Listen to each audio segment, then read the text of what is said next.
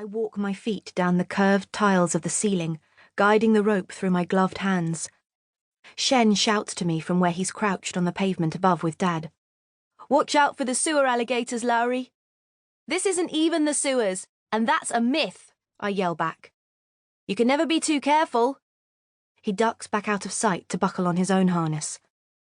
My foot hits an old fluorescent lighting tube and smashes it, sending glass into the water below. Wincing, I step off the wall, so I'm hanging freely from the rappelling line. Then I lower myself down again, twisting around so that I can see the tunnel on all sides. I'm trying to read a sign hanging loose from the wall when I hit the surface of the water with a gasp. It's ice cold, despite the moist warmth of the air.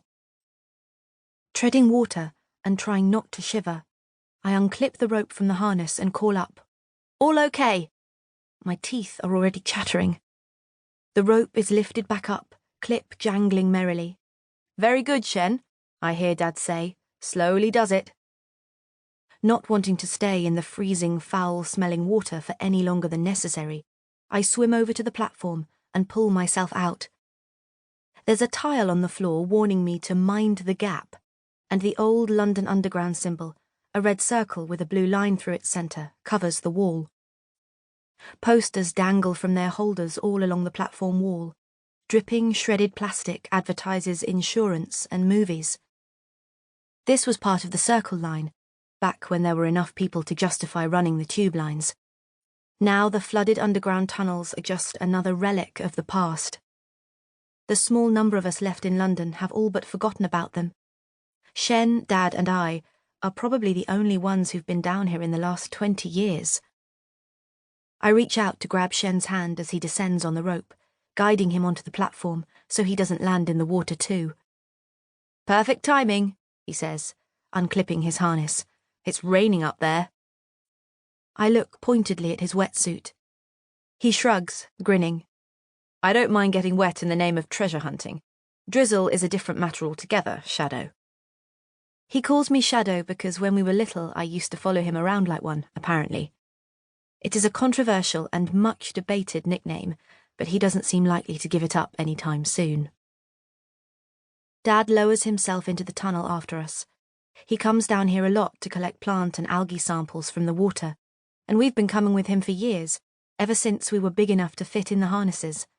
It started because he wanted to get us interested in horticulture, but it kind of backfired because we were both more interested in exploring the tunnels. I keep hoping we'll be allowed to come here on our own soon, but realistically, that isn't going to happen. My parents and Shen's still think that we're not old enough, even though I'm 16 and Shen is 17.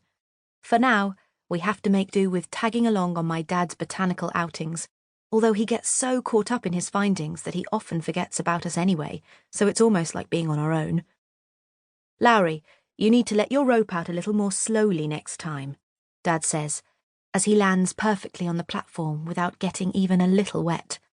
"You always say that," I reply. He huffs at me, unclipping his harness. "Well, you always do it too fast." "I'm always excited to get started."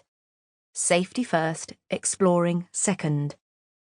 As he says it, Dad is already leaning into the wall to examine lichen growing on the tiles. Shen says, "Are you sure it's not plants first, safety second, exploring third?" "Well, you said it, not me," Dad grins. I think Dad would choose plants above anything else in the world. Except me, I suppose. And even that would be a close call. "Go on then," Dad says. "Be off with you. I don't need your attitude while I'm working." "See you in 40 minutes, I say, biting back a smirk. 20, Dad replies immediately, as I knew he would. 30. 25. Deal. I salute him, bouncing on my heels. "And keep your helmets on," he calls after us. I wave a hand in his direction in lazy agreement. Shen and I come down here to search for treasure. The tube lines are full of old decaying junk, washed in from the River Thames, which is what makes them so fun to explore. Shen is all about the unexplainable oddities, the curiosity cabinet treasures, things that won't necessarily be registered.